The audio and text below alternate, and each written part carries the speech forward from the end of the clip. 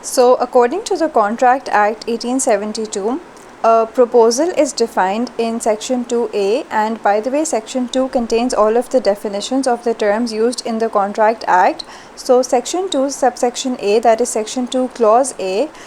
defines what counts as a proposal, and essentially a proposal is the same as an offer. In case you're wondering whether a proposal and offer are the same thing, yes they are. They are interchangeable terms for the purposes of this act and for the purposes of contract law.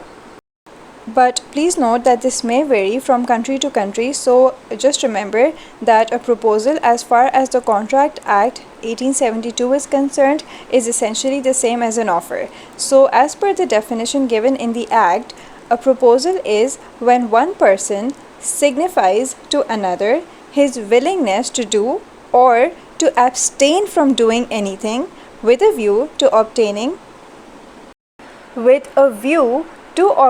the assent of that other to such act or abstinence. So normally I never read out definitions, but I purposely read out this one because I wanted to emphasize on certain words and to also indicate to you that in my earlier video where I explained the general definition of an offer, and by the way that was also a formal definition as per the case law, as per the judgments, but this is the definition given in the Contract Act. So I want to draw your attention to the fact that this is essentially the exact same definition.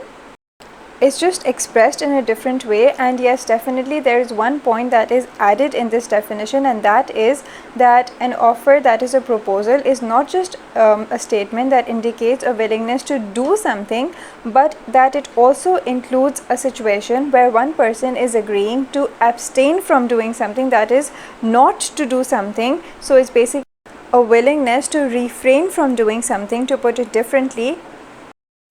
Now, like I said, this definition is essentially conveying the exact same idea, so I'm going to leave a link to that other video if you haven't already watched it, where I discussed the definition of an offer properly, along with an example of course. But in this brief lecture, let me also elaborate that the phrase where it says in this particular definition that one party makes a statement with a view to obtaining the assent of that other. So this particular phrase might seem complicated, but it's simply saying that party A is making a statement to party B with a view, that is with an expectation that the other party is going to agree to do as required, and that is precisely what giving your assent means, that is you are agreeing to do what the other party is asking you to do. So let's say that I